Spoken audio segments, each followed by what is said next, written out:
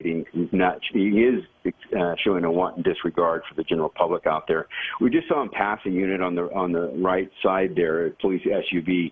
Did not look like that unit was there for the pursuit. Was probably parked there because the officer is on a call for service there at that apartment complex or something, but not there waiting for the pursuit. Continuing now, speeds going up and down here, and really getting hung up in traffic a lot more lately. Going underneath the freeway there. Yeah, Sepulveda Boulevard in the Sherman Oaks area. So not too many cars there, but he is getting, yeah, like you mentioned, stuck in traffic here and there. But Sepulveda Boulevard, a pretty major street. So obviously anyone who might know anyone in the area, maybe taking a half day on this Friday, leaving at the lunch hour, Sepulveda Boulevard, a very popular route for people getting to and from the San Fernando Valley and the west side. So you might want to tell people that you know in that area to avoid Ventura Boulevard, Sepulveda Boulevard, and the Sherman Oaks area for now.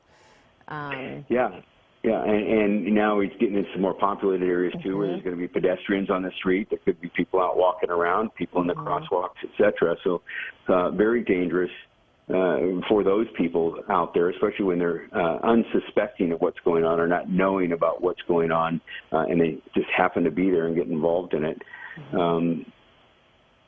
Look, did we lose the vehicle? Yeah, I'm trying to see right now.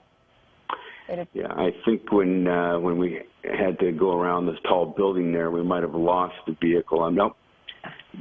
No, that is not it. No, it looks like our air unit, up in Sky 9 when we had to go around some of those high-rises. That's obviously, as you mentioned, Darren, a very densely populated area right there at Sepulveda and Ventura Boulevard of Sherman Oaks, right by the 405-101 interchange. Lots of tall buildings, and it appears that in trying to get around some of those tall buildings, I think we did have a brief shot of it there in the right-hand turn lane, or did we? Yeah, I think we've got him maybe again, going around another Courtyard Marriott there. Yep, there we go. We've got him again. Yeah. Now, here's the thing. Sometimes these individuals will go underneath into an underground parking structure where the helicopter can't observe them.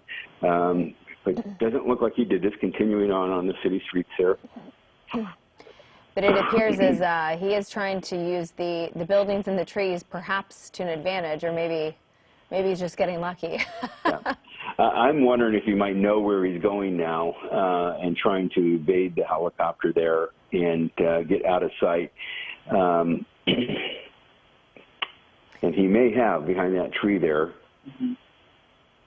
Yeah, it looks like he's... I think it's completely possible that he pulled into a driveway or something and may potentially get out on foot now with the view of what we're seeing. Obviously, the helicopter can't see through that building, and it's not just Sky 9. The police helicopter would be in the same position, even though they're flying at a much lower altitude. But they'll start orbiting, and they'll be watching for somebody to pop out and see what they can see.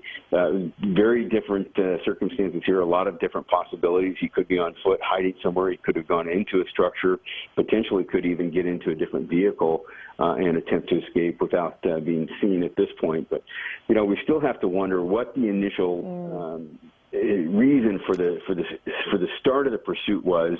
Was the driver involved in some kind of criminal activity? Or is he just, he pulled head into another vehicle there? Yeah, I see that. I believe that is the Volkswagen, that black SUV. Our pilot and photographer in Sky 9 have located the vehicle.